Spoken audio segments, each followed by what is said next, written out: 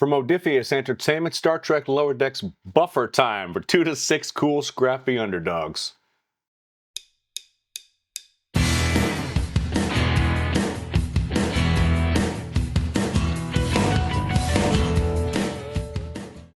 Hi, thank you for tuning into the Tom Patelson Show. Yeah, Lower Decks Buffer Time from Modiphius Entertainment.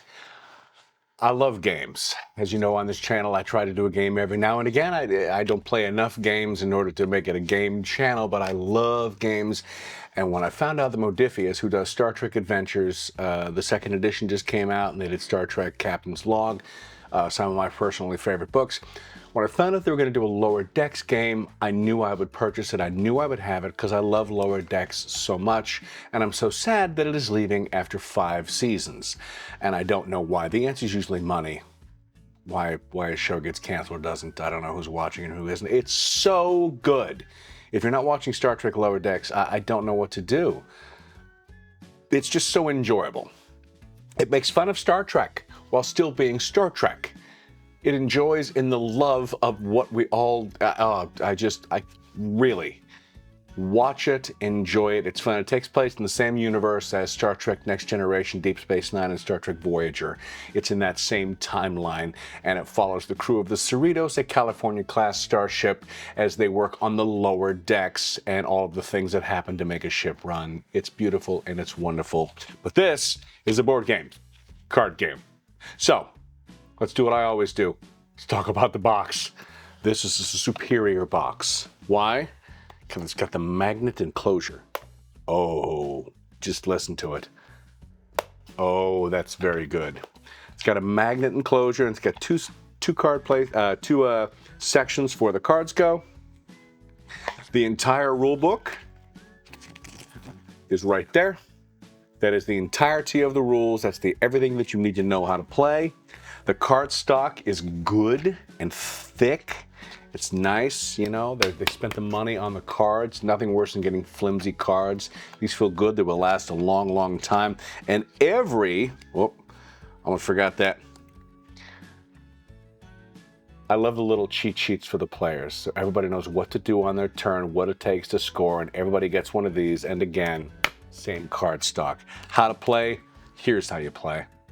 So basically the game is this. You start off with assignment cards, and you get a certain amount of cards as opposed to how many players are playing. These are the turn action cards. Every player gets these. The card stock is really nice, as I mentioned. Now, the assignment cards, one comes up. That is what the group has to get. We have to accumulate 18 points to win 3 points of leisure. Now, how you do that is you go into the shift deck. So each player will get a chance to flip over a card.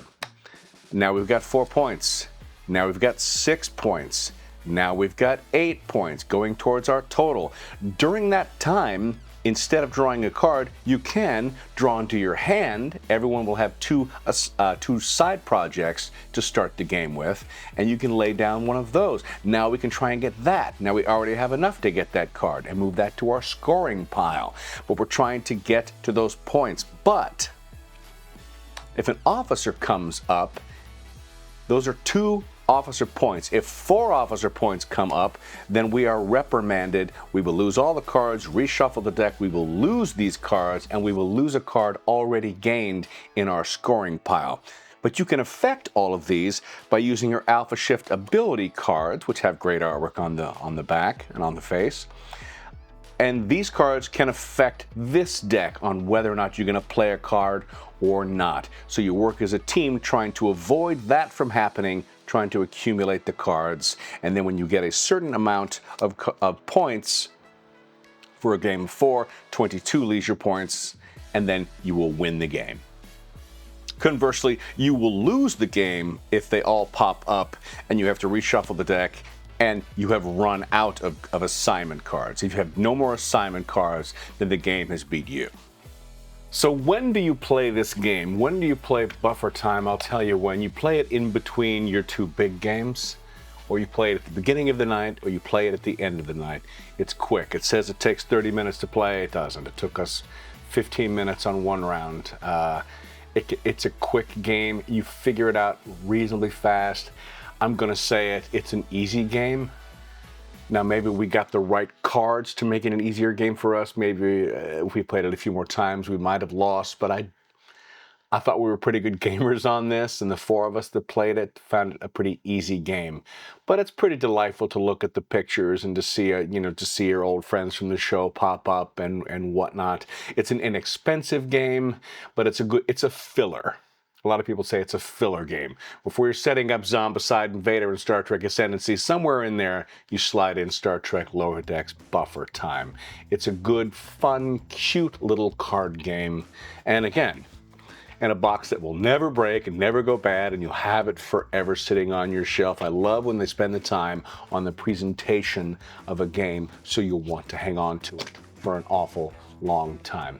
It's a cute game, it's a fun game, but it is an easy game. Some final thoughts should you buy this game. If you are a fan of Star Trek, especially if you're a fan of Lower Decks, absolutely buy this game. It's cute. There's no denying it's a cute game. You can't put a price on that, or you can't put a label on that, or whether or not a game is cute. You buy a game because it's cute. Tiny Epic Dinosaurs is cute. That's why the kids love to play it, because they're like, oh, but it's so cute, because it is. And this is a cute game, Star Trek Lower Decks. It's good for your filler game, absolutely. Like and subscribe if you like this content, and hit that notification bell so you know when my stuff drops. It drops on Sunday. We have a lot of December movies coming out. Kraven the Hunter's coming out, which I'm looking to see. One of Spider-Man's greatest villains. I don't know what they're gonna do with that. They're doing this anti-hero thing a lot, where we're getting a lot of anti-heroes. I mean, we got Venom, and we got Loki, now we got Kraven, and we're getting all these villainous characters. So I hope they do him justice, and I hope Spider-Man shows up. Can I say that? We have 3 Venom movies. He's one of Spider-Man's biggest foes, and Spider-Man's not in any of the movies. That's weird, isn't it? I think it's weird. Anyways, I hope Kraven is good, and once again, I'm really looking forward to seeing Nosferatu on Christmas Day. I don't know if I'll see it on actual Christmas Day. I don't like going to movies on Christmas Day, because that means some kid has to be there to sell me popcorn. I think we should all stop going to movies on Christmas Day, because kids always work at movie theaters, and nobody wants to work on Christmas. That's a plea from me to my fans. Let's not go on Christmas Day and make some kid work. Let's stay home and find other things to do. Anyways, until I see you next time, peace, love, live long and prosper. And I mean it.